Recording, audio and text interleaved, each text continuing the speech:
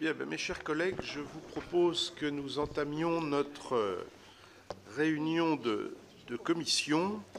Et donc, en l'absence du président Perrin, qui est en déplacement en Colombie, je suis heureux d'accueillir aujourd'hui David Collomb, qui est professeur agrégé d'histoire et chercheur au Centre d'histoire de Sciences Po et qui vient de publier un ouvrage remarqué sur la guerre de l'information. Monsieur le professeur, bienvenue. Dans votre dernier livre, vous considérez que c'est une véritable guerre informationnelle qui a commencé. Vous affirmez même qu'une menace mortelle pèse sur les démocraties. Depuis une dizaine d'années maintenant, on observe des actions de déstabilisation menées par des structures étatiques et non étatiques dans les grandes démocraties. En France, on peut citer le piratage des systèmes informatiques de TV5 Monde en 2015, la création de médias proposant des contenus alternatifs. On a en tête Russia Today, qui a joué un rôle dans la crise des Gilets jaunes, des soutiens financiers apportés à des mouvements politiques qui reprennent à leur compte l'argumentaire des États autoritaires. En Afrique, nous voyons l'utilisation désormais systématique de la désinformation des grands acteurs par les grands acteurs extérieurs au continent. Aux États-Unis, on s'en souvient, ce sont les élections qui ont été perturbées par des piratages de boîtes mail. Ce phénomène a été constaté en France également lors des élections présidentielles. Vous datez d'ailleurs de la campagne présidentielle de 2017 la prise de conscience en France de l'ampleur de la guerre informationnelle. Les indices étaient là devant nous. Peut-être avons-nous sans doute collectivement tardé à vraiment en prendre conscience des véritables stratégies mises en œuvre. Vous évoquez ces stratégies globales, cohérentes, multidirectionnelles, déployées par les États autoritaires pour affaiblir les démocraties occidentales. Vous analysez notamment les actions de la Russie, mais vous citez aussi, et c'est intéressant, la Chine, l'Iran et la Corée du Nord. Vous pourrez sans doute nous exposer le lien entre la guerre informationnelle et les affrontements plus conventionnels, y compris sur les champs de bataille. Comment les États autoritaires en sont-ils venus à développer ces stratégies? Quels sont leurs contours et leur efficacité? Comment s'en prémunir? Et aussi, comment répliquer sans renoncer à notre tour aux libertés démocratiques? C'est probablement la difficulté de l'exercice. Enfin, vous pourrez peut-être nous indiquer comment nos partenaires et alliés répondent à ces enjeux. Je pense en particulier, pas seulement, mais en particulier aux États-Unis, qui ont compris avant les autres l'importance du champ informationnel. Voilà, sans être plus long, Monsieur le Professeur, je vous laisse présenter votre analyse au cours d'un propos liminaire, et puis nos collègues de la Commission pourront vous interroger. Je rappelle que cette audition est captée et diffusée en direct sur le site du Sénat. Je m'en réjouis car je crois que votre audition aujourd'hui a aussi un rôle d'information à l'intention de nos compatriotes. Monsieur le professeur, vous avez la parole.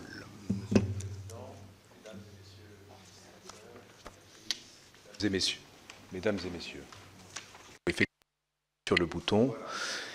Et Monsieur le Président, Mesdames et Messieurs les sénateurs et les sénatrices, Mesdames et Messieurs, je voudrais d'abord vous remercier pour votre invitation. Je suis très heureux de pouvoir venir m'exprimer devant vous, non pour présenter un livre, mais effectivement pour traiter du sujet de ce livre, à savoir la guerre de l'information, qui, à mes yeux d'historien, caractérise non seulement les 10 dernières années, mais en réalité la période que nous avons connue depuis la fin de la guerre froide.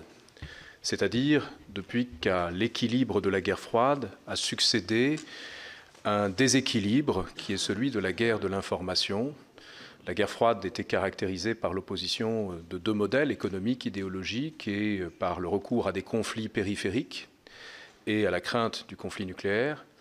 La guerre de l'information se caractérise par des conflits directs, mais en deçà du seuil de conflictualité ouvert, par le recours à l'information comme à une arme, aussi bien dans l'espace médiatique traditionnel que dans l'espace cybernétique. Le bouleversement introduit par la fin de la guerre froide, en réalité, est en effet lié à l'avènement des systèmes d'information numériques et à leur utilisation aussi bien dans un champ militaire que dans un champ médiatique et civil. Il est lié aussi à l'avènement de médias planétaires, à l'image de CNN.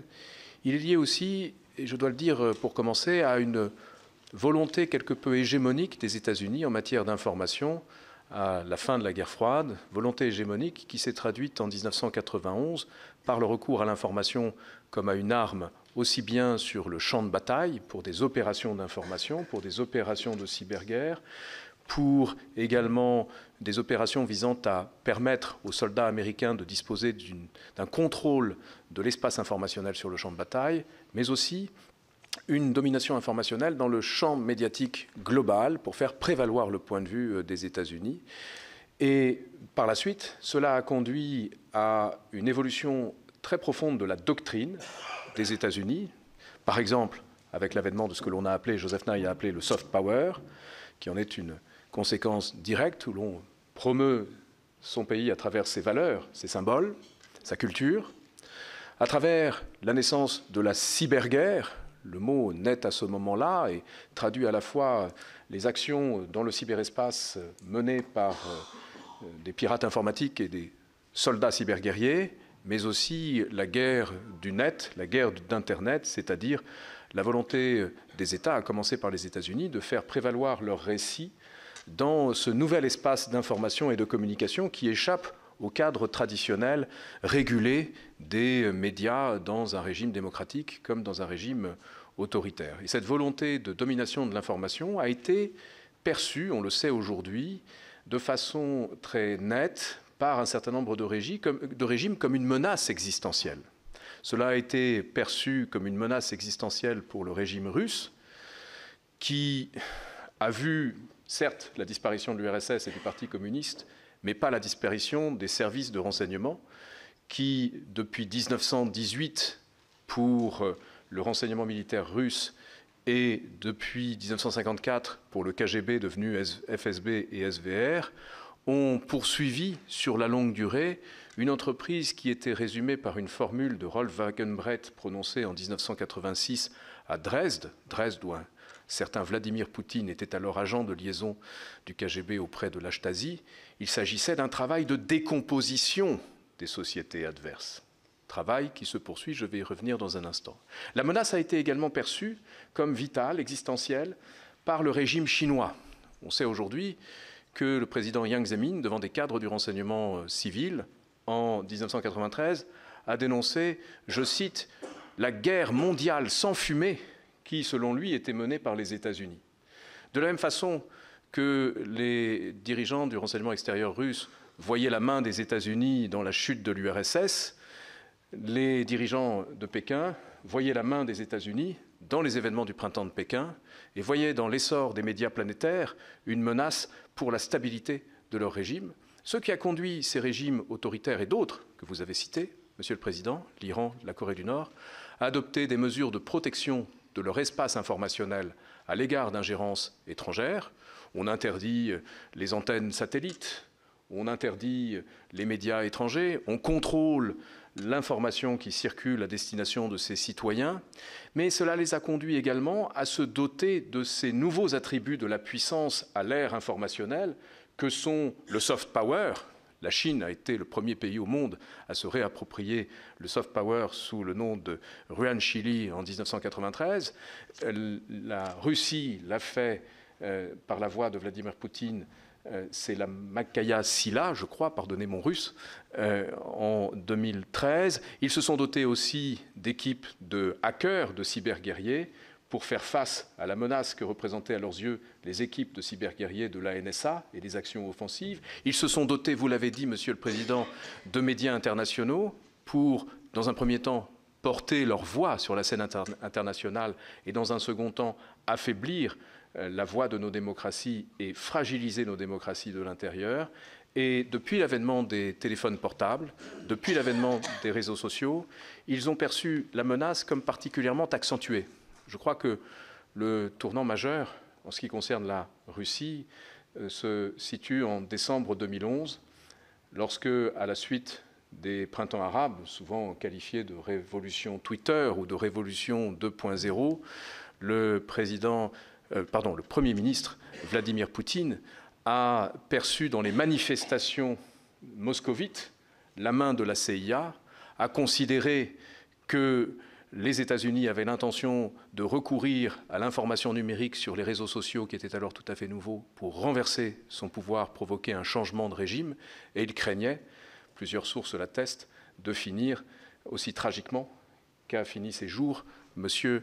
Kadhafi. Ce qui, en retour, a conduit, dans les années qui ont suivi, une militarisation des espaces informationnels numériques, c'est-à-dire la transformation en armes de ce qui étaient des outils d'information et qui étaient perçus par ces régimes autoritaires comme une menace pour la stabilité de leur régime. Il en va de même pour le président Xi Jinping lorsqu'il accède au pouvoir au lendemain de l'essor sur les médias sociaux chinois d'une contestation inédite dans l'histoire de la Chine à la suite du tremblement de terre du Xinjiang, contestation des dirigeants, des fonctionnaires, contestation du régime politique qui a conduit en retour à l'adoption par la Chine de mesures de contrôle de son espace informationnel qui sont en tout point comparables aux mesures prises par la Russie. Vous savez, Charles Péguy disait « il faut dire ce que l'on voit, surtout il faut toujours, ce qui est plus difficile, voir ce que l'on voit ». Beaucoup de choses ont été vues, mais beaucoup ont refusé de voir ce qu'ils voyaient parce que voulaient voir au contraire, dans les échanges avec ces régimes autoritaires, dans le discours porté par certains dirigeants de ces régimes autoritaires, une promesse de changement, une promesse de démocratisation. Je cite dans mon livre ce discours de Bill Clinton à l'université de Pékin en 1998 qui aujourd'hui apparaît d'une extraordinaire naïveté lorsque, devant les dirigeants du Parti communiste, il explique qu'après 4 jours de visite des villages en Chine, il avait vu l'information circuler librement, il avait vu les téléphones portables permettre à des villageois de s'organiser, de se doter de leurs propres syndicats, de se doter de leur propre système électoral, de procéder eux-mêmes à leurs élections. Il avait vu un vent de liberté sur la Chine et au retour dans l'avion, il glisse à l'oreille du correspondant du New York Times qui l'accompagnait qu'il était convaincu que ce que les Américains appellent le free flow of information, la libre circulation de l'information, allait conduire à l'effondrement du Parti communiste chinois. Et ce à quoi nous assistons aujourd'hui, c'est non seulement au fait que le Parti communiste chinois ne s'est pas effondré, mais que le Parti communiste chinois s'est, en l'espace de 20 ans, depuis l'adoption par l'Armée populaire de libération de la doctrine dite des 3 guerres, doté du plus grand appareil de renseignement au monde, plus grand appareil de renseignement de l'histoire. Il s'est doté de la plus grande cyberarmée au monde. Il s'est doté des plus grandes équipes de cybermercenaires. Il s'est doté d'outils stratégiques lui permettant de porter sa supériorité informationnelle par-delà ses frontières. Il s'est doté d'outils de communication que n'ont pas d'autres régimes autoritaires. La Russie de Vladimir Poutine a pu instrumentaliser, comme je le raconte, les systèmes publicitaires de Facebook pour semer le chaos aux États-Unis et interférer avec les élections. Mais le Kremlin ne dispose pas, n'a jamais disposé de l'équivalent de TikTok, qui est aujourd'hui une arme redoutable entre les mains d'un régime autoritaire qui peut interférer directement avec le cerveau de milliards de personnes sur la planète au profit de ses ambitions géostratégiques. Je ne vais pas vous mentir, mon anxiété était grande en écrivant ce livre et je ne prends aucun plaisir à exprimer de l'anxiété ni à transmettre de l'anxiété. Mais j'ai pour habitude de chercher à voir ce que je vois et à le présenter au plus grand nombre, à charge pour ce plus grand nombre de prendre conscience et surtout de réagir de la façon appropriée. J'ai conscience que nos adversaires ont une stratégie de très long terme, qui est une stratégie, je le disais tout à l'heure, de décomposition. Il s'agit de décomposer la société adverse en affaiblissant ce qui fait sa cohésion. Ce qui fait notre cohésion dans une société démocratique, c'est d'abord la confiance dans nos institutions, la confiance dans notre personnel politique, la confiance dans nos institutions, dans notre personnel administratif, la confiance dans nos médias, la confiance quant à l'information, à la crédibilité, à la valeur de l'information qui nous parvient. Et c'est précisément tout cela qui est visé depuis longtemps par ces services de renseignement qui, sur la durée, font le même travail qu'ils faisaient autrefois, mais avec des outils nouveaux. Vous savez, quand vous regardez le Conseil de sécurité restreint de la Fédération de Russie, ils sont une petite dizaine, et 5 au moins parmi eux sont des anciens du KGB qui, comme Vladimir Poutine, sont entrés au KGB dans les années 1970, qui, comme lui, pour beaucoup, sont passés par le premier directorat, c'est-à-dire le renseignement extérieur du KGB, qui, pour beaucoup, comme Poutine, ont été formés de main de maître à l'art de la manipulation, de la subversion et de la propagande par Yuri Andropov, qui avait coutume de dire que la meilleure des informations était celle qui trouvait ses propres relais, que l'on n'avait pas besoin de soutenir à bout de bras, qui prenait prise dans un environnement donné et trouvait des zélateurs qui volontairement allaient amplifier son contenu et conduire à ce que Andropov et les autres appelaient un virus médiatique, et ce que les Russes désormais, enfin les stratèges russes de la désinformation, ont coutume d'appeler un virus psychologique, qui, à la manière d'un virus humain, a besoin d'un hôte, il se transmet d'humain en humain, qui, à la manière d'un virus, s'il n'est pas détecté par un test, peut infecter un grand nombre de personnes avant que l'on constate les effets produits par ce virus, qui peut se répliquer de lui-même, mais là, non pas d'humain à humain, mais d'esprit à esprit, par-delà les océans, par-delà les frontières, grâce aux outils numériques qui permettent une amplification démesurée. Les épidémiologistes se penchaient sur le R0 et se penchent encore sur le R0. On peut contaminer 10, 15 personnes. Un virus informationnel peut en contaminer 256 à la fois sur Snapchat en 2016. Et ces 256 vont en infecter 256 qui vont rapidement devenir des millions. Nous avons affaire à quelque chose qui croît, ce virus de la désinformation, parce que notre système immunitaire a été systématiquement ciblé par les adversaires de nos démocraties, qui, en fragilisant la distinction entre le vrai et le faux, la crédibilité de ceux qui ont pour fonction d'établir ce qui est vrai et ce qui est faux, ont favorisé la croyance en des théories parfois absurdes, quand on songe qu'il y a aujourd'hui 7 millions de personnes au moins aux États-Unis qui affirment que la Terre est plate, et pire encore, il y en a 23 millions qui, à la question « la Terre est-elle ronde ?», répondent « je ne sais pas ».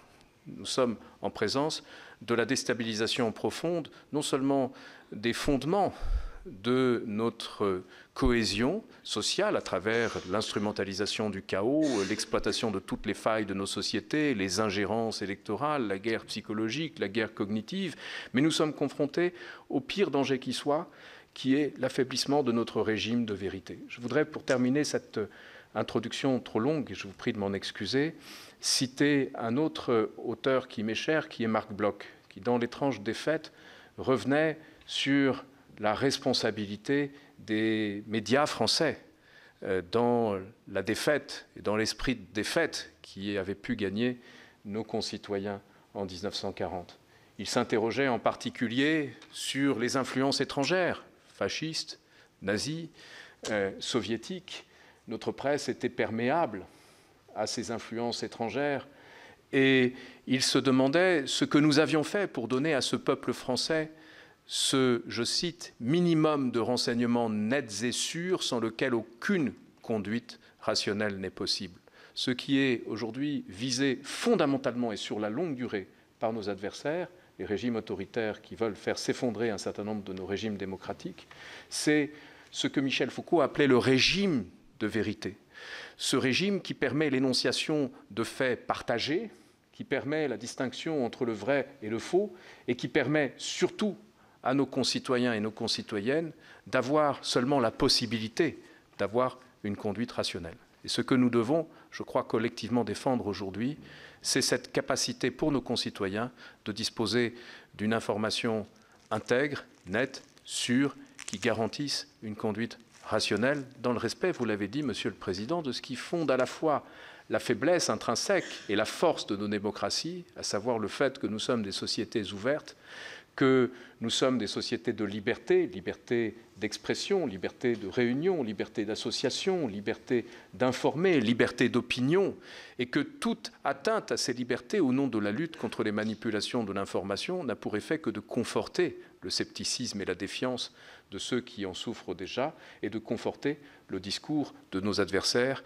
qui ont beau jeu alors de comparer notre attitude à la propre attitude qui est la leur à l'égard, par exemple, de leurs opposants ou de leurs minorités. Je conclus le livre par ces mots d'un poète allemand, Friedrich Hölderlin, « Là où croit le péril, croit aussi ce qui sauve ». Je suis convaincu que la prise de conscience dont cette audition est à mes yeux l'expression est le plus sûr moyen pour nos démocraties de faire face aux enjeux de l'année 2024, qui sera une année difficile pour nous tous. Merci beaucoup. Merci à vous pour ces propos préliminaires. On va rentrer dans la phase questions-réponses. J'ai 4 demandes de parole, mais il peut y en avoir d'autres. Je vous propose qu'on fasse questions-réponses, une question, une réponse au fil de l'eau. Première question, c'est François Bonneau. Merci, Président. Merci, Monsieur, pour la clarté de vos propos sur les menaces virales du monde.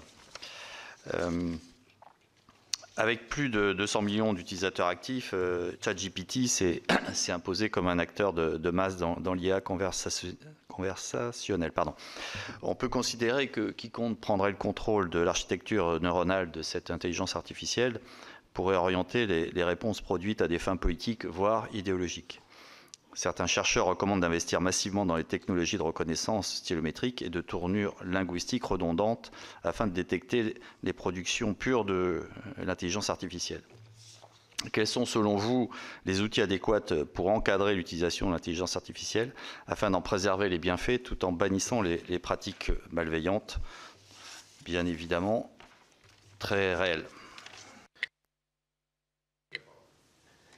Merci pour votre question. Effectivement, c'est un enjeu essentiel que celui de l'intelligence artificielle, qui est un enjeu qui ne se limite pas à la génération de faux contenus, qui est ce qui intéresse le plus la discussion publique actuellement, mais il y a beaucoup de choses que l'on ne voit pas aisément, qui sont beaucoup plus dommageables à nos démocraties, notamment le recours à des outils d'intelligence artificielle pour détecter automatiquement des failles dans nos systèmes d'information. Des failles qu'exploitent par exemple des pirates informatiques pour perturber le fonctionnement de systèmes adverses. Et le Guardian a révélé il y a 2 jours la pénétration de systèmes d'une centrale nucléaire britannique par des hackers agissant pour la Chine et la Russie.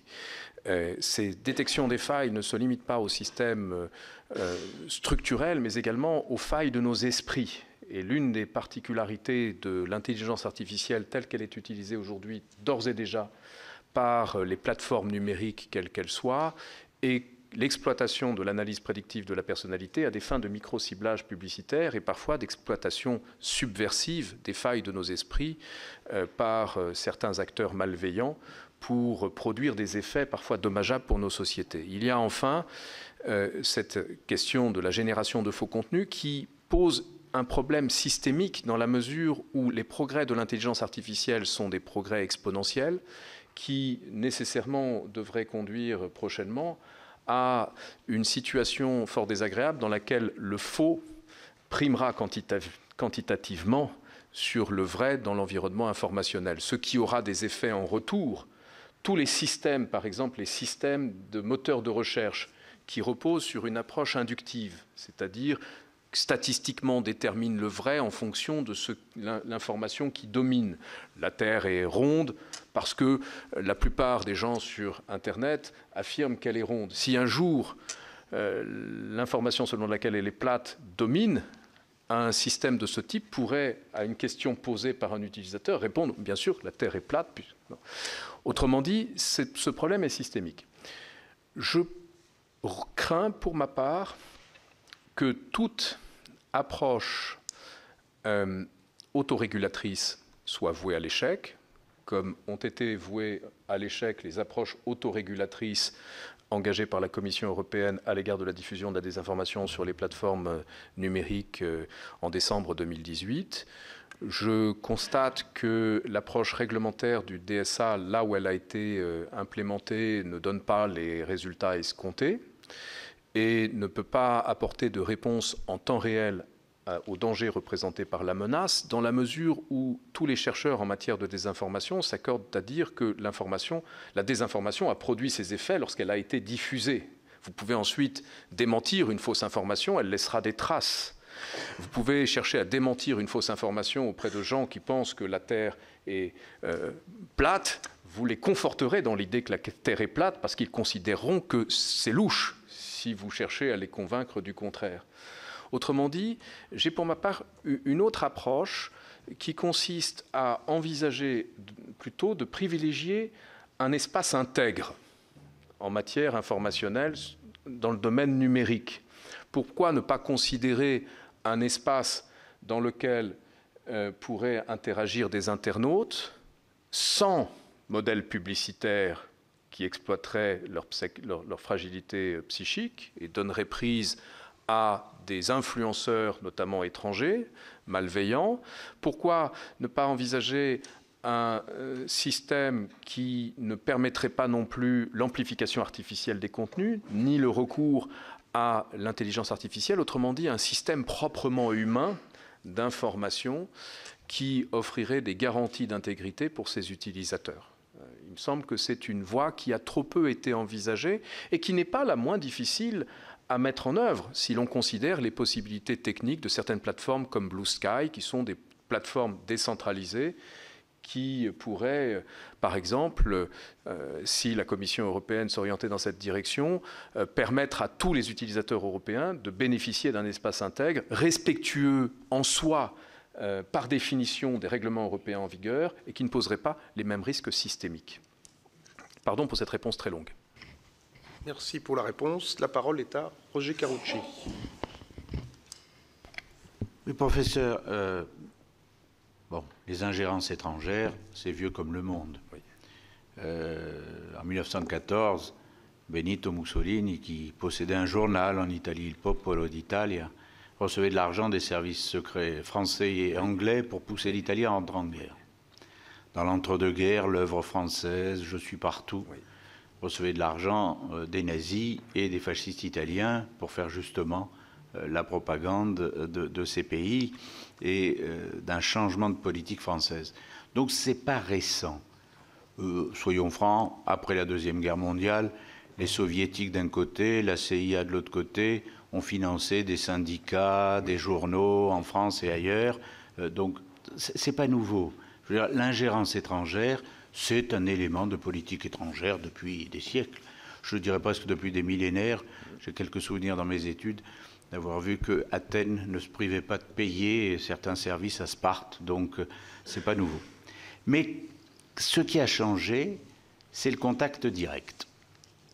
C'est qu'avec le système des réseaux, en réalité, on ne peut plus trouver un responsable. Nos services d'enquête ne peuvent plus annoncer qu'on met en examen tel ou tel parce qu'il a reçu de l'argent des services étrangers.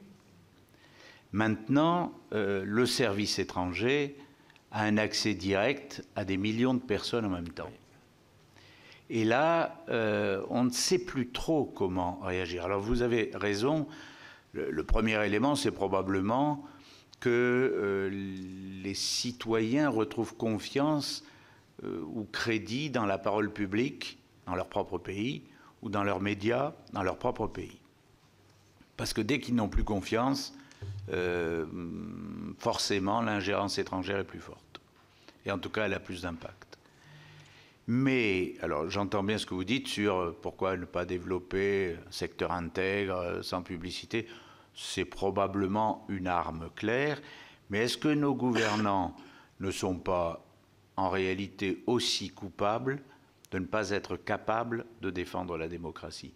Avec mon cher collègue, nous allons présenter le budget qu'on apprécie, qu'on approuve, enfin qu'on n'apprécie pas mais qu'on approuve, sur les médias extérieurs de la France. On est extrêmement rêveur, naïf. On met 3 francs 6 sous de crédit sur nos médias extérieurs, alors que on se fait promener en Afrique, on se fait promener au Proche-Orient, on se fait promener partout, et on continue de penser qu'avec 3 machins, on va trouver la solution. Il est clair que face aux dictatures ou face aux régimes autoritaires, que je refuse d'appeler le Sud global, appellation Quai d'Orsay stupide s'il en est devant l'Éternel, mais enfin bon, laissons cela. Mais est-ce que, parce que vous parlez de l'importance de l'ingérence étrangère, mais est-ce que ce n'est pas d'abord la faiblesse de notre réaction, de nos régimes? La démocratie, ça ne se défend pas que par la parole. Est-ce que là-dessus, on ne devrait pas être plus fort dans la présence de médias extérieurs, qu'ils soient d'ailleurs français, britanniques, américains? C'est-à-dire, est-ce que les pays démocratiques ne sont pas faibles face à des offensives chinoises, russes ou autres dans le domaine des médias, avant même de l'être dans le domaine de l'Internet? Merci, Monsieur le Sénateur, pour votre question. La force de notre société, ce sont ses valeurs, et ce sont ces valeurs que nous devons défendre pour rester attrayants dans le monde. Vous avez tout à fait raison de souligner que l'influence étrangère n'est pas nouvelle et que ce qui est nouveau, c'est sa portée, qui est sans commune mesure avec ce qui a été connu jusqu'à présent. En ce qui concerne les moyens que l'on peut mettre en œuvre, il me semble que le premier à mettre en œuvre est la transparence. Nous avons besoin de mettre en évidence aux yeux du plus grand nombre la réalité de ces ingérences étrangères. Pour cela, une proposition qui a été, je crois, faite par l'un de nos services de renseignement et qui me paraît parfaitement judicieuse, c'est l'adoption d'une loi comparable à celle qui existe depuis 1938 aux États-Unis et qui fait obligation à quiconque mène une action d'influence à l'intérieur de notre territoire pour le compte d'un agent étranger, étatique ou non étatique, de déclarer son activité. Il ne s'agit pas d'une loi liberticide, comme l'est la loi sur les agents étrangers du Kremlin, qui, une fois que quelqu'un est qualifié d'agent étranger, lui vaut les pires choses. Là, il s'agit d'une loi de transparence pour rendre visible au plus grand nombre ce qui se passe en matière d'ingérence, quantifier l'ingérence des différents pays, autoritaires comme non autoritaires du reste, quant à leur volonté de faire prévaloir un certain nombre de récits. Il y a une tentation de certains pays, par exemple, de fragiliser le soutien de notre opinion publique envers le rayonnement de la France en Afrique et dans l'océan Indien. Cela doit être rendu visible au plus grand nombre pour que la société s'en empare et que ce ne soit pas le monopole de nos services voués à la défense et à la protection de notre souveraineté. En même temps, parmi ces services, il me semble qu'il est aujourd'hui plus que nécessaire de renforcer et de doter plus considérablement ceux qui sont en première ligne de cette guerre de l'information et qui ont fait la preuve de leur efficacité. Je pense en premier lieu, bien évidemment, à Viginum. Je pense en premier lieu à la sous-direction du Quai d'Orsay en charge de ces questions stratégiques, de la veille et de la riposte. Ils sont, de mon point de vue de chercheur, sous-dotés, sous-équipés, compte tenu de la menace. Et à la veille d'une année électorale et à la veille d'une année marquée par les Jeux Olympiques, qui vont être un peu le supermarché mondial de l'ingérence et de la déstabilisation, il est plus qu'urgent aujourd'hui de leur donner les moyens de faire face à cette menace. Enfin, s'agissant de nos médias de service public, il est bon de rappeler qu'ils sont des médias de service public et non des médias d'État, qu'ils ne sont pas aux ordres du pouvoir exécutif et ne sont pas là pour porter la voix de tel ou tel membre de l'exécutif, mais de porter la voix de l'intérêt général, bien évidemment aussi la voix de la France, mais sans recourir à la manipulation comme le font d'autres médias qui sont des médias d'État et dont les rédacteurs en chef s'honorent eux-mêmes publiquement d'être, je les cite, des guerriers de l'information, le doigt sur la couture du pantalon pour obéir aux ordres de leurs autorités politiques. Il faut investir dans le journalisme de qualité. Vous savez, je vois aussi dans nos médias internationaux des journalistes extraordinairement valeureux qui font face à des campagnes de déstabilisation qui parfois les visent eux-mêmes, qui sont d'une brutalité inouïe, qui font face à une croissance exponentielle de la désinformation avec peu de moyens.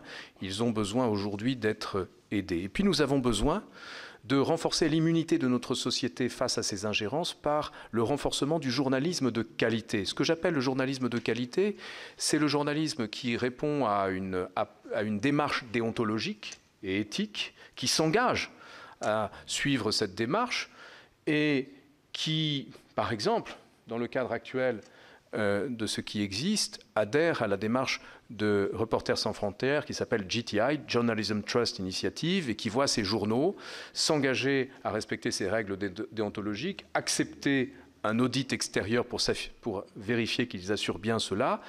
Et nous pourrions envisager de réorienter une partie des aides publiques à la presse en priorité vers ce journalisme de qualité. Nous pourrions envisager de contraindre les plateformes numériques à amplifier la portée de ce journalisme de qualité. Il ne s'agit pas de stigmatiser l'autre journalisme, il s'agit d'encourager ce journalisme de qualité et potentiellement de confiance. Pardon encore une fois pour cette réponse très longue.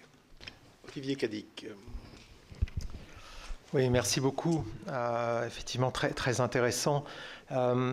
Nous avons reçu un spécialiste de l'OTAN qui combat les trolls et qui nous a montré que en fait, le temps moyen pour lire une news est de 7 secondes.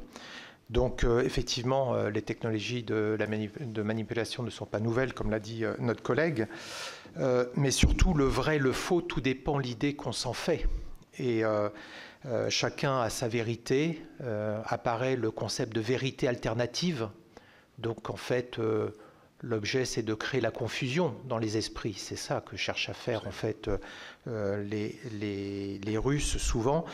Et vous avez raison, une fake news est réussie à partir du moment où elle est disséminée. Et je voudrais rappeler quand même que le mariage du Bounty au Mali a été quand même le plus grand cas d'école, puisqu'aujourd'hui encore, vous tapez sur les réseaux sociaux et vous allez tout sur les moteurs de recherche et vous allez voir ça comme un fait avéré, alors que personne n'a jamais vu une photo du mariage ni des mariés. Donc on ne sait même pas de quoi il s'agit, mais toujours est-il que ça a fait son effet. Ce qui me gêne un petit peu, enfin ce que je comprends et j'apprécie tous vos propos, mais j'ai l'impression que en fait tout n'est que défensif dans ce qui, dans la réaction qu'on devrait avoir en disant on va donner une information de qualité, essayer de la rendre intègre, mais tout ça en fait c'est une réaction par rapport à ce qui nous arrive. Taïwan travaille cette question fortement. D'ailleurs, ils ont développé tout un modèle de réponse, donc faisant en sorte que la communauté, justement la collectivité, participe à la réaction avec des réponses à une fake news en 2 heures en utilisant l'humour. Mais tout ça n'est que de la défense. Est-ce que vous ne trouvez pas que Prigojine, en fait, quelque part, nous a montré la voie pour déstabiliser la Russie? Quels sont les points faibles de la Chine et de la Russie sur lesquels nous pourrions travailler et être de notre côté un petit peu offensifs? Merci. Merci, monsieur le sénateur, pour votre question. J'insiste sur l'aspect défensif dans la mesure où je sais que l'aspect offensif a fait l'objet d'investissements importants depuis longtemps. Il y a longtemps que nos armées ont pris conscience de la menace de la propagande djihadiste, que l'amiral Coustillère a constitué une équipe et a mené des actions de contre-discours. La France est dotée d'un com cyber qui est un modèle international de ce qui peut être fait pour porter le combat au-delà de nos frontières. Mais vous aurez compris que si je n'évoque pas l'aspect offensif, c'est parce que ma priorité en tant que chercheur et auteur de ce livre, c'est de préserver la sérénité de nos débats démocratiques, de préserver notre démocratie, de préserver nos libertés face à des ingérences étrangères auxquelles on n'oppose pas toujours une réponse adaptée. Je vais vous parler, comme je crois le faire, sans langue de bois. Vous citez Taïwan. L'approche de Taïwan est une approche horizontale, c'est-à-dire que l'ensemble de la société, pour commencer, est consciente de la menace. L'ensemble de la société a accès à des informations factuelles sur l'état de la menace. L'ensemble de la société est éduqué non pas aux médias de façon générale, mais à la désinformation, comment la détecter et comment s'en prémunir. L'ensemble de la société est mobilisé dans une démarche qui relève de ce que j'appelle dans le livre la défense informationnelle. En France, nous avons une approche en silo, une approche en tuyau d'orgue. Nous avons des services qui ne collaborent pas toujours suffisamment entre eux et nous avons une tendance assez lourde à privilégier le secret pour tout ce qui relève des questions dont nous traitons ce matin. Et cette tendance nous est préjudiciable dans la mesure où, souvent, elle nous conduit à ne pas appréhender les opérations d'ingérence à l'échelle qui est la leur. Permettez-moi de donner un exemple récent, ces Moldaves qui ont dessiné sur les murs des étoiles de David. Vous avez d'un côté le volet judiciaire et sécuritaire, vous avez de l'autre le volet de l'amplification artificielle sur Twitter pour porter cela à la connaissance des journalistes. Vous avez ensuite le volet médiatique avec l'absence de formation des journalistes à ce type d'opération de déstabilisation dont ils sont couramment la cible. Et tout ça est traité de façon dispersée. Monsieur le Président, tout à l'heure, vous évoquiez ce que les États-Unis ont fait. La principale réalisation des États-Unis a été en la matière le GEC, le Global Engagement Center, le centre d'engagement global.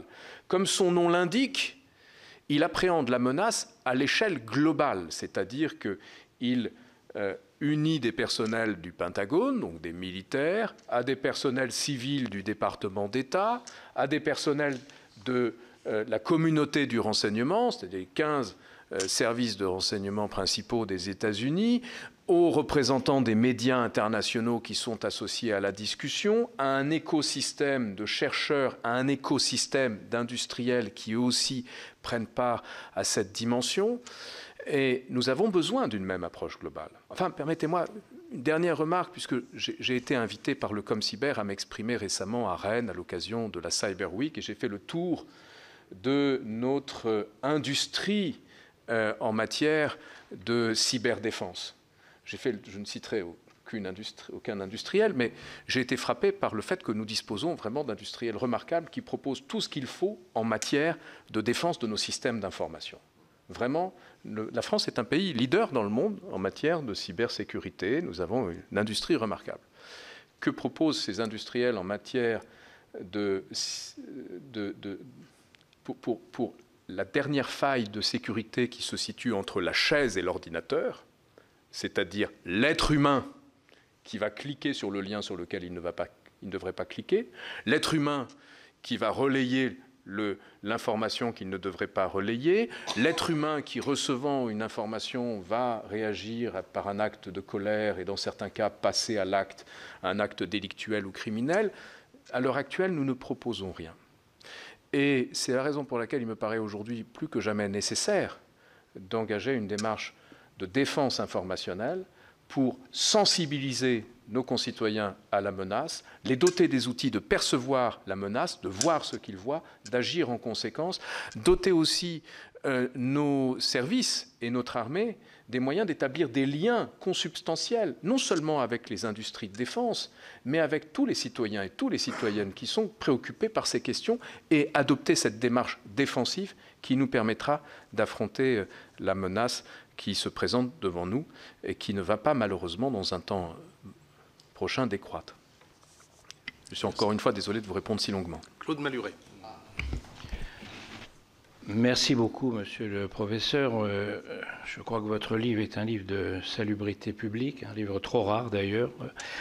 Et je suis bien entendu entièrement d'accord avec vous. Je voudrais peut-être faire quelques remarques. La première, c'est que vous datez, il faut toujours dater les études que l'on fait d'un certain moment, vous le datez de la fin de la période de la guerre froide. Je ne remonterai pas jusqu'à Sparte et Athènes comme Roger Carouchi le faisait tout à l'heure, mais je dirais que nous avons un retard d'un siècle en fait. Nous n'avons pas seulement un retard de quelques décennies, nous avons un retard d'un siècle. ce sujet, le sujet de la désinformation, le sujet de l'infiltration, le sujet des cinquièmes colonnes, Roger y a fait allusion tout à l'heure. Il a commencé en 1917 avec la création de la Tchéka et du NKVD. Et nous avons eu des périodes, et je suis d'accord avec lui là-dessus, peut-être encore plus difficiles et plus dangereuses. Et la première de ces, de ces tentatives, c'était la tentative la plus qui a duré presque un siècle, qui a duré 70 ans. C'était la création des partis communistes. Nous avons vécu dans les sociétés démocratiques, et particulièrement en France et en Europe, avec le principal outil de désinformation qui était les partis communistes et qui était largement d'une nuisance aussi grande que celle des réseaux sociaux. Aujourd'hui, nous avons vécu avec le mouvement de la paix qui a désarmé, et qui a notamment désarmé la France, mais qui a désarmé beaucoup de démocraties. Je cite une anecdote. Dans les années 80, quand j'étais président de Médecins sans frontières, on travaillait avec Solidarnosc. Solidarnosc nous a révélé, ce que d'ailleurs la direction du Figaro savait, que le correspondant du Figaro à Varsovie et que le correspondant du Figaro à Moscou étaient des agents du KGB. Et que le Figaro trouvait ça très bien parce que ça leur permettait d'avoir des renseignements de première main. Mais c'était déjà comme ça à cette échelle. Alors, et d'ailleurs, la deuxième période difficile, je vous rappelle que Revel écrivait à la fin des années 70, en 1980, comment les démocraties finissent. C'était l'époque de Carter, des otages américains en Iran, c'était l'époque où les Russes, les Soviétiques étaient en Afghanistan, étaient en train en Érythrée, Éthiopie, aujourd'hui on dit le Mali, le Niger, etc. Ils étaient déjà en train de conquérir une bonne partie de l'Afrique et de nous en chasser, ou de chasser les Occidentaux. Comment ça s'est terminé? Ça ne s'est pas terminé parce qu'on a gagné la guerre de l'information, cette guerre ou la guerre des renseignements. Le bouquin de Robert Little, La Compagnie, est probablement, moi je le recommande à tout le monde ici, à ceux qui ne l'ont pas lu, c'est l'histoire de la guerre entre la CIA et le KGB. Sur le plan de l'information et du renseignement, le KGB l'a gagnée, cette guerre, et de très loin. Comment elle s'est terminée? Elle s'est terminée parce qu'un jour, contre tous les courants, un homme a eu la volonté, un homme qu'on présente ici, et notamment en Europe, comme un semi-demeuré, qui a été un des plus grands présidents des États-Unis, en définitive, a décidé qu'on allait en terminer par la volonté politique. Et après Carter, Reagan est arrivé, c'est Reagan qui a mis l'URSS à genoux et qui a entraîné par la guerre des étoiles la fin de l'URSS. C'est donc pas un problème de renseignement, c'est un problème de volonté politique que, évidemment, nous n'avons pas aujourd'hui, évidemment. Alors, ça m'amène à ma deuxième remarque, c'est celle sur la naïveté. J'ai demandé ici, au Sénat, en 2018, à Cédric O, à l'époque ministre chargé du numérique, l'interdiction de RT et de Sputnik. Je me suis fait renvoyer dans mes buts, certains s'en souviennent peut-être, au nom de la liberté d'expression. J'expliquais que RT et Sputnik n'étaient évidemment pas des médias, que c'était fabriqué directement au directorat D du FSB, que, bon, je ne vais pas plus loin, et que, évidemment, il était de salut public d'interdire ces non-médias, ces chaînes de désinformation. Et Cédrico a été offusqué en disant « Mais enfin, mon gouvernement ne va pas faire une telle atteinte à la liberté d'expression. » Le 27 février 2022, du jour au lendemain, on s'est aperçu qu'il n'y avait plus de problème de liberté d'expression. La naïveté, les démocraties, c'est ça le problème. Elles réagissent parfois, et d'ailleurs jusqu'à présent elles ont gagné, mais elles réagissent tard. Et cette naïveté continue. Troisième remarque, le plus grand danger, c'est pas celui, à mon avis, de l'influence extérieure, c'est celui de la menace qui vient de l'intérieur. Cette menace, je ne parle pas d'une menace sur le plan de la désinformation, mais Obama disait les réseaux sociaux, disait dans The Atlantic il n'y a pas très longtemps, les réseaux sociaux sont devenus la principale menace contre nos démocraties. Les réseaux sociaux, par leur abrutissement, par l'ensemble de ce qu'ils représentent, pas la peine de faire de dessin ici, tout le monde le sait, et il n'était pas le seul à le dire. Obama, Xi Jinping, il y a quelques mois, disait à un aréopage de chefs d'entreprise, mais vous êtes en train, avec vos réseaux sociaux, nous les contrôlons. Xi Jinping ne parlait pas de censure. Bien sûr, il y a la censure des réseaux sociaux en Chine, mais il y a aussi des choses assez intelligentes que nous ne faisons pas et qui ne sont pas de la censure. C'est le contrôle de l'utilisation, ne serait-ce que des horaires des réseaux sociaux pour les enfants. Et Xi Jinping expliquait, vous êtes en train de détruire une génération qui ne fait plus rien en classe, qui ne dort pas la nuit parce qu'elle regarde les réseaux sociaux, etc. Nous les empêchons nous leur donnons des horaires pour les regarder, etc., etc. Nous les protégeons. Nous ne faisons rien de cela. Je voudrais faire une dernière remarque. Michael Vallée, qui est là, et moi-même avons fait récemment rendu un rapport sur TikTok. Le rapport s'appelle La tactique TikTok, opacité, addiction et ombre chinoise. Et nous terminons ce rapport en disant qu'il y a des mesures de santé publique, des mesures de salubrité publique, qui est le contrôle de l'âge, qui est le contrôle de la modération, etc. Et nous sommes allés voir le ministre du numérique qui nous a dit oui, il n'y a pas de problème, bien entendu, vous avez raison, et on va faire ça, etc. Et puis d'ailleurs, je prépare une grande loi sur le numérique qui est l'adaptation du DSA, en France. Et moi, je suis tout à fait d'accord avec ce que dit Thierry Breton sur le DSA, et c'était un espoir, le DSA. Le DSA est paru. Il donnait jusqu'au mois d'août aux plateformes pour se mettre en conformité avec toutes les recommandations. La recommandation principale, Breton l'avait très très bien résumé, tout ce qui est interdit hors ligne doit être interdit en ligne. Ça paraît vraiment de bon sens. C'est absolument le contraire qui se passe aujourd'hui.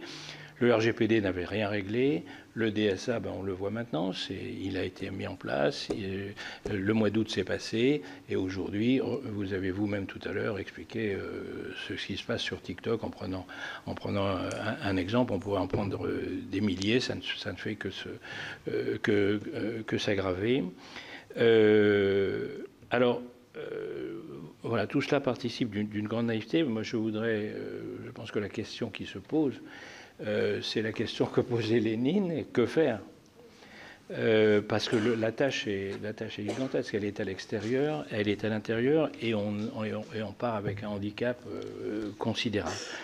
Les dictatures sont de retour. On les a crues mortes en 90, dans les années 90. On avait cru que le XXe siècle, qui était le siècle de la lutte à mort entre les démocraties et les dictatures, s'était terminé par la victoire des démocraties. On s'aperçoit aujourd'hui que c'est pas vrai, que c'est même la tendance inverse qui se passe. Et on en est presque aujourd'hui à espérer, et d'ailleurs, l'exemple de Reagan que j'ai pris tout à l'heure montre que le pire n'est pas toujours sûr. On en est à espérer que les dictatures elles-mêmes soient en train de commettre des erreurs peut-être pires que les nôtres. La guerre en Ukraine est pour Poutine, qu'il la gagne ou qu'il la perde, une erreur considérable qui va affaiblir le clan des dictatures. La situation en Chine, on est en train de s'en apercevoir, et du point de vue démographique, économique, etc., beaucoup moins bonne qu'on ne le pensait. L'Iran est en proie, le clan des dictateurs s'est reformé, mais en même temps, le clan des dictateurs ne va pas beaucoup mieux que les démocraties. Je voudrais vous poser une dernière question. J'avais présenté ici au Sénat un amendement qui a été voté à l'unanimité et qui disait, schématiquement, dans la querelle, dans la polémique sur les éditeurs et les hébergeurs, vous savez que les plateformes disent « nous ne sommes pas des éditeurs, nous sommes des hébergeurs, donc nous n'avons pas de responsabilité ». Le Sénat a voté cet amendement qui disait, en substance, à partir du moment où une plateforme trie l'information qu'elle reçoit de ses abonnés par des algorithmes, elle a un statut d'éditeur et non pas un statut d'hébergeur. Si on vote cette loi, ça veut dire que les plateformes deviennent responsables alors qu'elles sont aujourd'hui irresponsables et que toute la source du problème est là.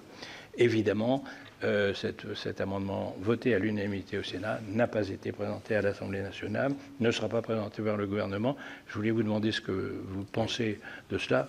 Quand je dis que faire, bien entendu, il y a beaucoup d'autres questions, si vous avez des réponses, mais sur ce sujet particulièrement, j'aimerais bien Je suis désolé d'avoir été beaucoup trop long. Non, mais le propos est intéressant. Ma liste de questions s'est un petit peu agrandie. Je vais peut-être donner la parole à Michael Vallée, qui l'a demandé et qui est le second rapporteur du rapport TikTok. Michael. Bon. Oui, moi je suis co-rapporteur sur le cyber, mais je n'ai fait que présider la commission d'enquête TikTok dont Claude Malhuret était et le rapporteur et l'initiateur, surtout, et qui a suivi ça. C'est important que l'audition soit captée, puisque je commence par dire que Claude Malhuret a cité Lénine. Ça restera au compte-rendu des travaux du Sénat. Vous avez évoqué tout à l'heure le parallèle avec les questions de virus. Lorsque nous tombe dessus un virus dont on n'attendait pas l'ampleur et auquel on n'était pas préparé dans la vie quotidienne, eh bien, en très peu de temps, on explique aux gens et on fait de la pédagogie de manière générale pour expliquer pourquoi les masques, pourquoi le contact, comment ça circule, quels sont les bons gestes barrières, comment on s'organise pour pouvoir sortir, pas sortir. Et le message passe, puisque l'un dans l'autre, d'un point de vue de l'ordre public, on peut penser ce qu'on veut, hein, des mesures qui ont été mises en œuvre, mais en tout cas, elles ont été plus ou moins respectées. Donc la pédagogie est le premier élément essentiel. Vous avez parlé des États étrangers, vous avez parlé de la façon dont on s'organise sur Viginum, le ComCyber, etc. Vous avez répondu à la question que j'avais sur Viginum. Mais là se pose aussi une question de très long terme qui est celle de l'éducation. Oui. On a vite su tous, parce que les biologistes, les épidémiologistes nous ont expliqué comment fonctionnait ce virus. Mais on ne sait pas comment fonctionne notre cerveau, ou on le sait trop peu en termes de vulgarisation scientifique. Ce sont des choses qui passent assez peu. Alors il y a notamment des télévisions de service public comme Arte qui ont essayé de faire de la pédagogie là-dessus avec des petites capsules vidéo qui ont bien fonctionné. C'est une goutte d'eau dans l'océan. Les questions de plasticité cérébrale, la façon dont nous réagissons, le fait que, on a pu l'entendre dans les auditions lors de la commission TikTok, même si vous êtes un peu outillé en termes de raisons critiques, une fausse information, une première fois vous arrivez à la balayer, une deuxième fois, si vous la prenez toute la journée, 50, 100 fois, mécaniquement et de manière scientifique par rapport aux questions de plasticité cérébrale que nous expliquent les neuroscientifiques, ça finit par pénétrer et on finit par se dire, je résume, il n'y a pas de fumée sans feu. Il y a des scientifiques qui travaillent très sérieusement de manière mondiale sur des cohortes avec du recul. On les a auditionnés pendant la commission TikTok, en ce moment sur les infox.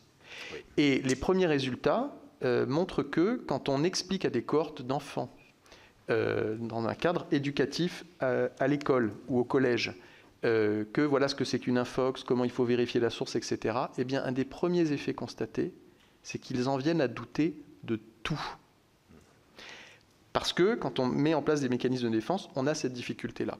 Donc ma première question est la suivante. Est-ce qu'un des enjeux, au-delà des questions de défense, cyber, la technique, c'est pas l'éducation?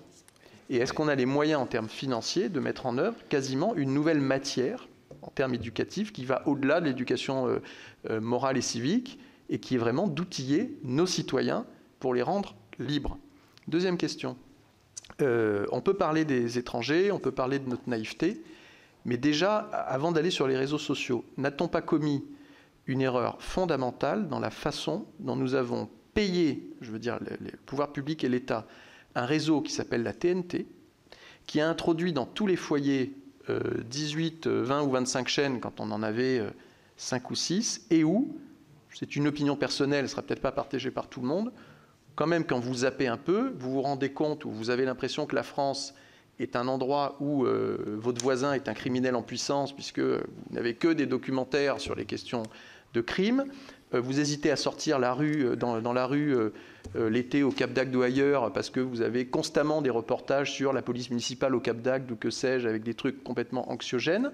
On a des émissions de télévision où les gens s'en mettent plein la figure en permanence. Ce sont des canaux publics. C'est-à-dire que c'est nous qui devrions choisir à qui on confie ça. Est-ce que dans notre naïveté collective, il n'y a pas aussi ce premier sujet-là? Moi, je vais citer Poutine, puisque Claude Malhuret citait Lénine. Quelque chose qui n'est pas passé à la télévision n'a pas existé. Eh bien, nous, si on ne voit à la télévision que des choses qui ne sont marginales dans la vraie vie, on finit par croire qu'on vit tous dans un quartier où la BAC intervient avec le voisin qui se fait arnaquer, merci Julien Courbet, et le voisin d'en face sur le palier qui est un tueur en série en puissance et qui pourtant était un voisin sans histoire. Merci, messieurs les sénateurs, pour vos questions. S'agissant des premières qui m'ont été posées, je vais répondre à la question la plus facile pour moi, qui est la question hébergeur ou éditeur. Pour moi, comme spécialiste de la propagande, il ne fait aucun doute, et spécialiste de la propagande numérique, il ne fait aucun doute qu'ils ne peuvent prétendre être des hébergeurs, ils sont des éditeurs à partir du moment où ils hiérarchisent le contenu, ou par exemple, l'actuel propriétaire de X Twitter a choisi de baisser le nombre de personnes qui pouvaient être touchées par les publications du New York Times et augmenter de façon drastique le nombre de personnes qui peuvent être touchées par des publications à caractère antisémite. Donc, nous sommes en présence d'un choix éditorial, nous sommes en présence d'un éditeur de contenu et il devrait être traité comme tel. En ce qui concerne ensuite ce que vous disiez de Ronald Reagan, je voudrais juste quand même rendre ce qui lui est dû au renseignement français, qui, en traitant une source en Russie, a permis à notre président d'alors, François Mitterrand, de transmettre des informations à Reagan sur l'état réel de l'économie russe, qui ont pu l'aider dans ses prises de décision et dans ses choix. Mais plus fondamentalement, ce à quoi vous avez fait référence, c'est la guerre cognitive. C'est là, nous disent de façon très publique, les dirigeants de l'armée populaire de libération de la République populaire de Chine, c'est là que se trouve le théâtre de combat ultime des nations au XXIe siècle, à l'intérieur même du cerveau de nos concitoyens. Et c'est la raison pour laquelle des investissements considérables sont faits par ces acteurs, notamment par la Chine, pour pénétrer l'esprit de nos concitoyens. Vous citiez TikTok, bien évidemment, qui est une porte d'entrée à la fois majeure et particulièrement inquiétante, mais il y en a d'autres. Un récent rapport publié le 3 septembre, au moment, semble-t-il, de Microsoft, indique que parmi tous les influenceurs qui sont financés par le ministère des Affaires étrangères chinois en Europe, les plus nombreux sont les Français. Et qu'en recrutant des influenceurs français, francophones, il s'agit aussi d'achever de réduire l'influence de la France en Afrique, dans l'océan Indien. Il y a une entreprise de déstabilisation à l'égard de notre pays qui est manifeste et qui est même pas dissimulée. Toutes les doctrines militaires de la Chine, de la Russie sont disponibles en ligne. Toutes les adaptations qui sont faites aujourd'hui par les doctrines militaires occidentales, celle du Pentagone il y a quelques jours, celle de l'OTAN qui est en train d'évoluer, sont également disponibles et montrent qu'il y a une prise de conscience mondiale de la gravité inédite, de l'intensité inédite de la menace cognitive chinoise dans toutes les dimensions. S'agissant de l'information, oui, monsieur le sénateur, je suis d'accord avec vous, nous faisons face à une infodémie. Et face à cette infodémie, il nous faut quelque part sortir d'autres cloisonnements qui sont là, des cloisonnements universitaires et scientifiques français. Dans mes différents livres que je consacre au parcours de manipulateurs de masse, je constate souvent qu'ils ont des parcours qui sont inenvisageables en France. Ils font de la physique nucléaire et ensuite de l'informatique, ou ils font de l'informatique et de la psychanalyse ou de la psychologie sociale.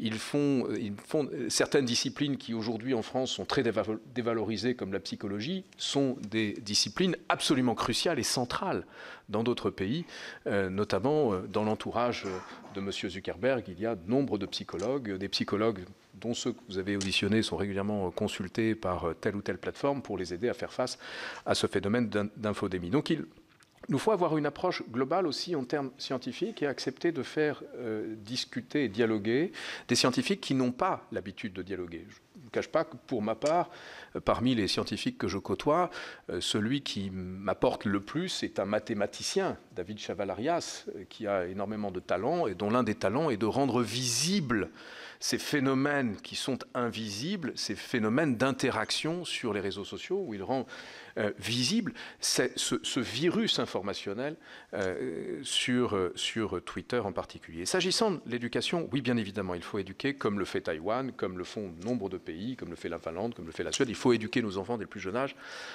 non pas tant à un scepticisme à l'égard de l'information, mais à une démarche constructive qui consiste d'une part à leur expliquer comment on construit l'information, comment on distingue le vrai du faux, et comment certains peuvent chercher à affaiblir la distinction entre le vrai et du faux pour les tromper. Une des démarches cognitiviste qui me paraît la plus porteuse d'espoir aujourd'hui est celle d'un laboratoire de l'université de Cambridge, d'où sont sorties certaines des innovations les plus dommageables pour l'histoire de l'humanité. Je parle de celles qui ont été exploitées par Cambridge Analytica et par le renseignement militaire russe à partir de 2014. Donc dans un autre laboratoire, quelqu'un qui est du côté clair de la force et non du côté obscur, qui s'appelle Sander van der Linden, travaille à l'élaboration de vaccins psychologique. Vous savez, dans l'analyse traditionnelle de la propagande, il y avait ce que l'on appelait, à partir de 1937, la vaccine. Vous allez atténuer une information qui vous est dommageable en devançant en quelque sorte l'arrivée de cette information par un petit élément d'information qui va atténuer la portée. De la même façon que c'est une souche affaiblie du virus qui est à l'origine du vaccin traditionnel. Donc une souche affaiblie de désinformation pour renforcer le système immunitaire des individus eux-mêmes face à l'information. Nous en avons, je crois, grand besoin. Et enfin, l'OCDE s'est emparé de ces questions, a créé un groupe expert sur les manipulations de l'information, qui a tenu une première réunion publique récemment. L'OCDE a lancé aussi des initiatives pour collecter les initiatives prises par ces différents États membres qui ont porté des fruits. Et le secrétaire général de l'OCDE a une formule qui me semble tout à fait pertinente pour nous indiquer ce que pourrait être la direction vers laquelle collectivement nous pourrions aller. Il substitue au free flow of information, à la libre circulation de l'information qui était l'approche traditionnelle des États-Unis depuis toujours, le free flow of trusted informations, la libre circulation d'informations fiables. Ce vers quoi nous devons tendre, c'est une réflexion collective sur le cadre et les modalités d'une diffusion libre d'informations fiables pour répondre à l'infodémie par une diffusion aussi massive que possible d'une information à même de faire face à la défiance. Vous savez, pour terminer sur RT, lorsqu'il y a eu l'interdiction, je fus l'un des rares parmi les chercheurs à m'exprimer publiquement en faveur de cette interdiction au nom de ce que j'appelais l'état d'urgence informationnel. C'était un état d'urgence, il fallait prendre des mesures et cette mesure me paraissait justifiée. Rétrospectivement, le même chercheur que je suis fait le constat que cette mesure non seulement a été sans effet, puisque l'interdiction de RT ne s'est pas traduite par l'interdiction de facto de l'accès à ces contenus, que ces contenus ont continué de circuler, soit par le recours à des VPN et aux consultations sur le web, soit par la diffusion massive de ces contenus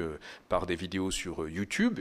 Et au passage, permettez-moi de relever le fait que, s'agissant de RT, le modèle de diffusion privilégié à l'échelle mondiale par sa rédactrice en chef repose sur une diffusion micro-ciblée sur les médias sociaux et non pas sur un nombre de téléspectateurs devant leur écran. Donc l'interdiction de la chaîne sur l'écran ne change pratiquement rien. Mais surtout, l'interdiction de RT, je le constate à chaque fois que je fais des conférences publiques, a eu pour effet de conforter la défiance d'un grand nombre de nos concitoyens, d'encourager une défiance à l'égard de ceux qui ont pris cette mesure qui est interprétée comme une mesure liberticide et qu'il est possible d'expliquer, mais ce qui est beaucoup plus difficile, c'est de faire face à cette défiance, tandis que lorsque ces mêmes personnes, y compris des gens qui sont adeptes de théories du complot, vraiment déconnectés de toute réalité, entendent un discours qui repose sur les fondements même de notre République, la liberté,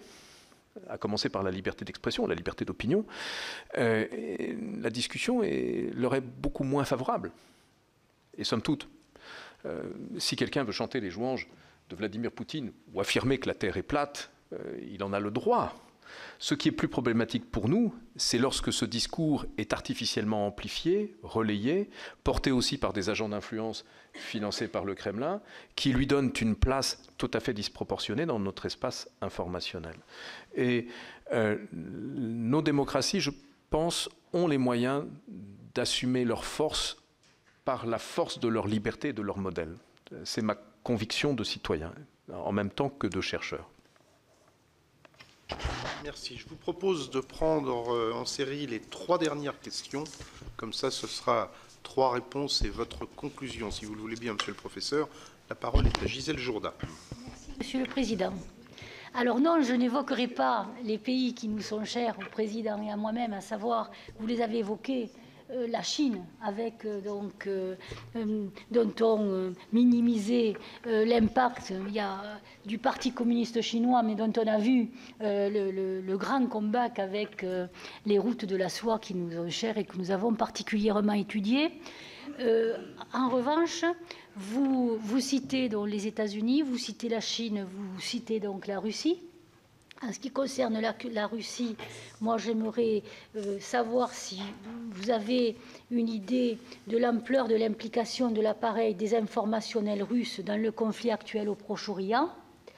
Mais vous évoquez donc ces États-Unis, donc Chine donc, et Russie. Quid de l'Inde dans cette guerre de l'information dont vous dites qu'elle n'a ni début ni fin, quelle est donc son implication? Parce qu'on voit quand même l'Inde en pointe dans beaucoup de sujets, que ce soit sur la stratégie du spatial, etc. On la voit quand même arriver sur les marchés. Quel est votre sentiment sur ce sujet-là? Et une autre partie de ma question, mais vous y avez répondu puisque monsieur le ministre Malhuret l'a évoqué, avait trait au propos de Thierry Breton par rapport donc à la création d'un réseau donc Bleuski, dont j'aurais voulu connaître donc votre opinion sur sa faisabilité. Pardon. Excusez ma voix un peu difficile. Ensuite, je finirai donc mon questionnement sur les propos donc, et l'engagement du président de la République. Il a fait donc de l'influence un objectif stratégique de notre défense et sécurité nationale. Il y a bien une prise de conscience, mais le problème est de savoir avec quels outils une démocratie peut s'engager dans une guerre de l'information. On a vu que nos médias, RFI ou France 24, refusent d'être perçus comme des outils de notre influence. Quelle méthode la France peut-elle employer à votre sentiment? Merci Gisèle. Je passe la parole à Alain Houpert. Merci Président. Je crois qu'il n'y a rien de pire dans l'histoire que les trous de mémoire. On oppose toujours le bien et le mal, mais qu'est-ce que le bien et qu'est-ce que le mal? Il y a le problème de la parole officielle. Souvenez-vous de la guerre du Golfe, où il y a eu une manipulation mondiale de Colin Powell, de George Bush, sur les armes de destruction massive. Et heureusement, et là j'étais fier d'être français, d'avoir un Premier ministre, Dominique de Villepin, se faire quasiment traiter de menteur par le reste du monde entier. Donc la parole officielle, elle est importante, mais faut-il défendre? On est toujours fort contre le faible et faible contre le fort. Et là, vous avez parlé des printemps arabes, cette guerre 2.0, mais les printemps arabes, c'est le résultat de la guerre du Golfe. C'est aussi le résultat de l'action française quand on est allé chercher Khomeini en Libye. C'est le résultat de l'histoire, n'oublions pas tout ça. Et la manipulation a toujours existé. Souvenez-vous du président Woodrow Wilson, le Pacifique, qui s'est servi de grandes personnes de la communication comme Bernard Bernès pour faire changer l'opinion américaine qui était très pacifique et qui ne voulait pas entrer dans la Première Guerre mondiale, et heureusement pour nous. Mais la manipulation, elle est partout. Et pour en terminer, souvenons-vous, la République française, elle vient d'une révolution. Une révolution qui a commencé par des réseaux sociaux de l'époque qui s'appelaient les libelles. Et les libelles, c'était nos grands écrivains, comme Mirabeau, au risque de leur vie, qu'on balançait dans la population parisienne des petites affiches pour réveiller ceux qui ne savaient pas. Et grâce à ces libelles, grâce à ces petits réseaux sociaux, on a eu la Révolution française et on a eu la République française.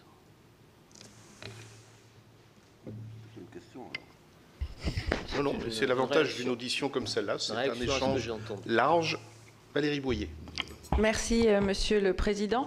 Monsieur le Président, je vais essayer d'être bref parce que j'ai 3 petites questions à vous poser. Tout à l'heure, mes collègues ont évoqué effectivement un réseau extrêmement puissant qui a déstabilisé nos démocraties et qui était extrêmement bien organisé, qui continue à l'être, c'est celui du Parti communiste. C'est vrai qu'il y avait tout, les universités, les grands acteurs, dont on célèbre bientôt, je crois qu'il y a un spectacle à la gloire de l'un d'entre eux, des journaux qui continuent à exister. Où effectivement il était difficile de résister à cette propagande, y compris même des petits journaux pour les enfants comme Pif Gadget. Et aujourd'hui, on a un petit peu la même chose qu'avec le wokisme. Et vous n'avez pas évoqué ce mouvement extrêmement important où on assiste, et c'est ma première question aujourd'hui, puisque vous avez vu que sur le plan économique, le wokisme est sanctionné par les consommateurs, si on peut en juger par la déroute de Walt Disney, qui revient sur sa politique, alors qu'en politique, il est imposé aux démocraties de façon parfois très violente. On voit ce qui se passe aux États-Unis, on voit même ce qui se passe parfois chez nous également, et c'est ma première question. Pourquoi vous n'avez pas évoqué le wokisme? Ma deuxième question, c'est que vous avez parlé de l'influence, bien évidemment, et une affaire qui, moi, m'a beaucoup secouée, je dois dire, c'est l'arrestation d'une journaliste grecque et d'autres personnes qui avaient subi l'influence au niveau des instances européennes, du Qatar et du Maroc. Et on n'a plus du tout entendu parler de cette affaire, mais on sait bien qu'on a trouvé, alors là, ce n'était pas des valises de billets, mais des baignoires de billets chez elle et chez d'autres, justement pour qu'elle puisse, en tout cas c'est la police belge qui avait trouvé ça, pour qu'elle puisse influencer de quelle façon. Et ma troisième question, pourquoi on ne parle pas de ça? Parce que je pense que c'est très important au niveau de nos instances, les influences via les réseaux sociaux, via aussi, tout ça est très relayé. Et ma troisième question, vous avez parlé de l'interdiction de RT, ouais, dont acte. Pourquoi on ne parle pas d'Al-Qaïda aujourd'hui? Et d'Al Jazeera, excusez-moi, quel lapsus. D'Al Jazeera. Bien. Ben voilà, monsieur le professeur, je vous propose de répondre à cette dernière série de questions et de nous livrer votre conclusion. Merci à vous. Merci. Je vais vous répondre aussi brièvement que possible. D'abord, en ce qui concerne la Russie, je répondrai par la même occasion à la question qui porte sur le wokisme. La Russie, en réalité, depuis très longtemps, a constitué un réseau d'information. Vous faisiez référence au mouvement de la liberté, aux interactions avec les partis communistes à l'étranger du temps de la guerre froide, un réseau d'ONG, un réseau d'experts de soutien qui demeure très vivant. Aujourd'hui, il y a de très nombreux soutiens de la Russie dans des environnements français à grande échelle. Et pour le sujet qui est le mien, qui est celui des ingérences étrangères, je ferai remarquer que il y a un axe aujourd'hui de désinformation qui est un axe qui unit la Russie, l'Iran, la Chine et leurs alliés respectifs, Corée du Nord, la Syrie de Bachar el-Assad, le Hezbollah notamment. Et cet axe est un axe contrefactuel, c'est-à-dire que c'est une grande communauté d'informations contrefactuelles qui s'emploie à diffuser des informations pour contrer l'information officielle et présenter une multitude de vérités alternatives sans toujours avoir de souci de cohérence quant au récit alternatif qui est construit, c'est-à-dire qu'il s'agit davantage de déconstruire que de construire un réel discours alternatif. Et nous sommes ici en présence d'acteurs qui s'emploient depuis longtemps à instrumentaliser toutes les failles préexistantes de nos sociétés et là où des failles n'existaient pas, à en créer de nouvelles. Et de mon point de vue, la question du wokisme s'inscrit dans cette perspective, c'est-à-dire qu'il y a, s'agissant de la Russie, pour ne prendre que cet exemple, une stratégie de long terme qui date déjà de la guerre froide et consistant à instrumentaliser les revendications des minorités, quel que soit le type de minorité en question, d'instrumentaliser toutes les dénonciations des inégalités ou du racisme, par exemple, dans les sociétés occidentales, pour approfondir et creuser les divisions. Vous avez cité le Qatar, il ne fait aucun doute que le Qatar est aujourd'hui un acteur majeur d'ingérence, non seulement en France, mais dans de nombreux autres pays, avec des relais qui sont des relais parfois extrêmement extrêmement bruyant. Et je pense qu'une loi de transparence en matière d'ingérence étrangère, comparable au FARA des États-Unis, serait de nature à nous permettre d'avoir des faits sur lesquels s'appuyer. Si l'on pouvait quantifier tout simplement cette ingérence, cela conduirait, je crois, à une prise de conscience et à peut-être la mobilisation de certains esprits.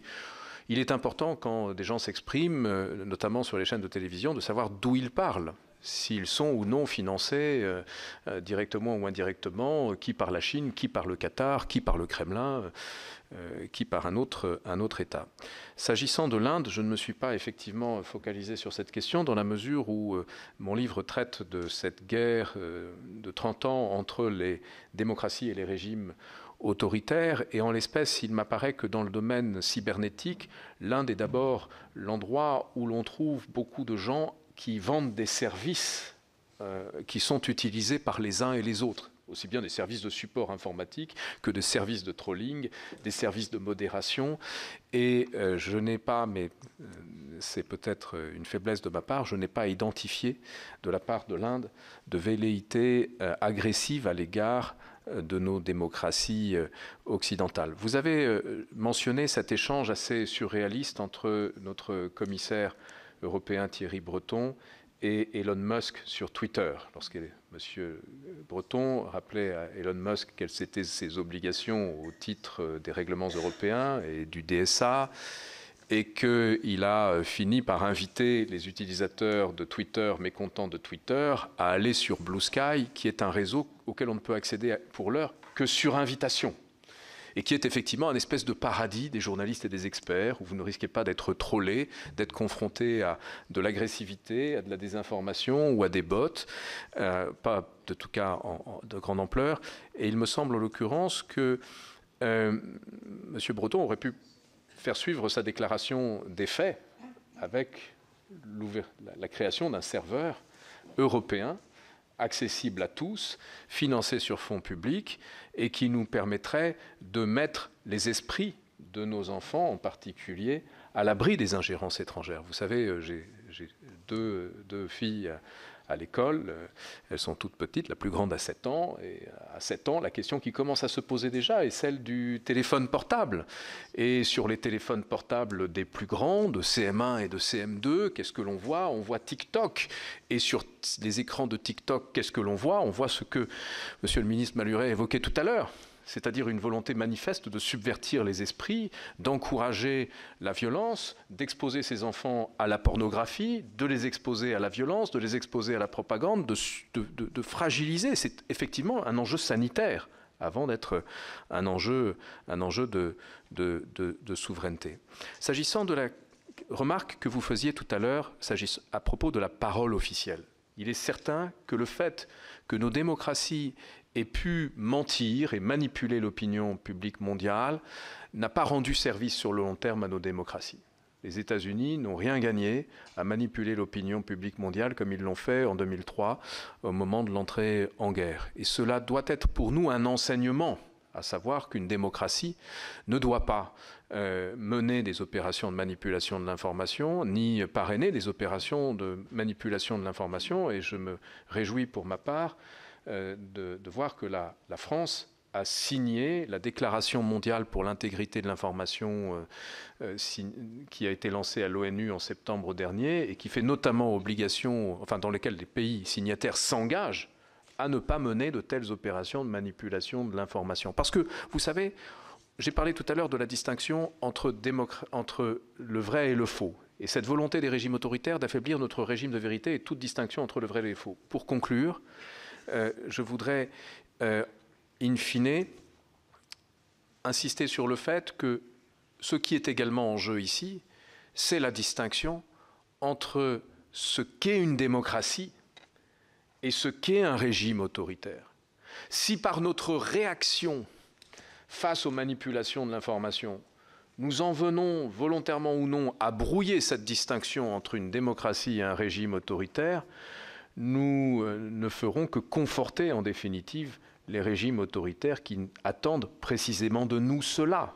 Ils attendent précisément de nous que nous portions atteinte à notre régime de liberté.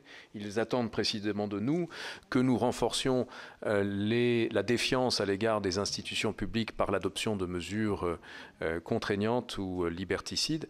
Nous avons plus que jamais besoin de nous défendre par notre modèle et par la liberté. Et une dernière fois, je vous remercie infiniment d'avoir bien voulu m'écouter aujourd'hui. Je suis très heureux d'avoir participé à cette audition. Bien. Monsieur le professeur, merci. Excusez-moi, Monsieur le Président, je voulais juste savoir quelle était la différence pour monsieur entre RT et Al Jazeera. Pour moi, il me semble qu'il n'y en a pas dans la mesure où Al Jazeera apparaît très clairement comme un média d'État. Enfin, m'apparaît comme un média d'État. Je peux me tromper, mais probablement pas comme un média de service public. Voilà qui est clair. Monsieur le professeur, merci d'avoir consacré du temps à notre commission.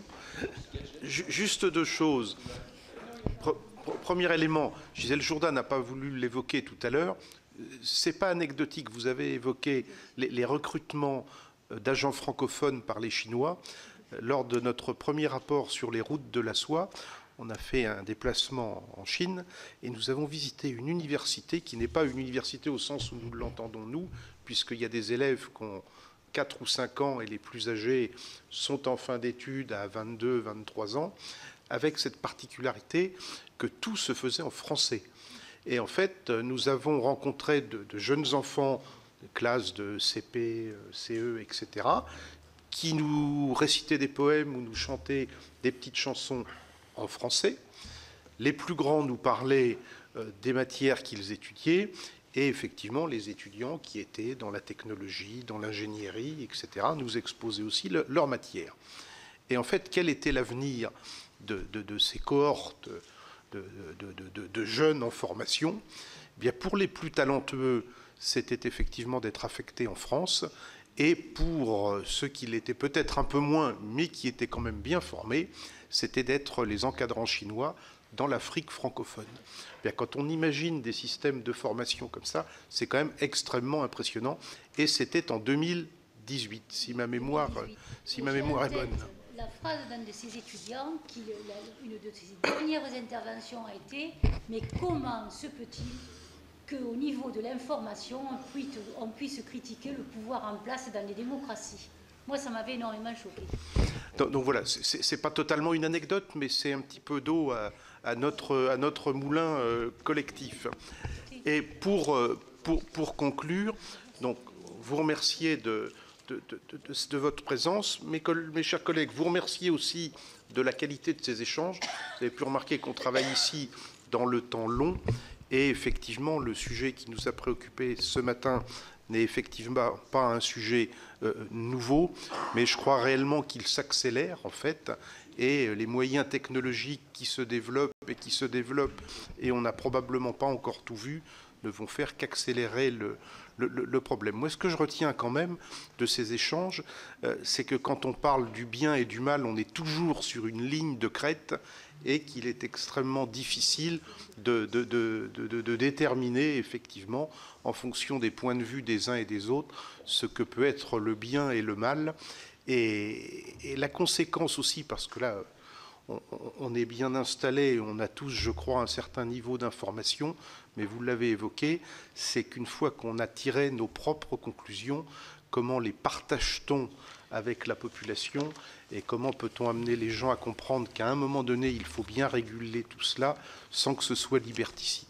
Et je crois que la grande difficulté de l'exercice, ça va être celle-là, et cette guerre-là n'est pas gagnée. Je vous remercie. Il n'y a pas de questions diverses, donc je lève la séance.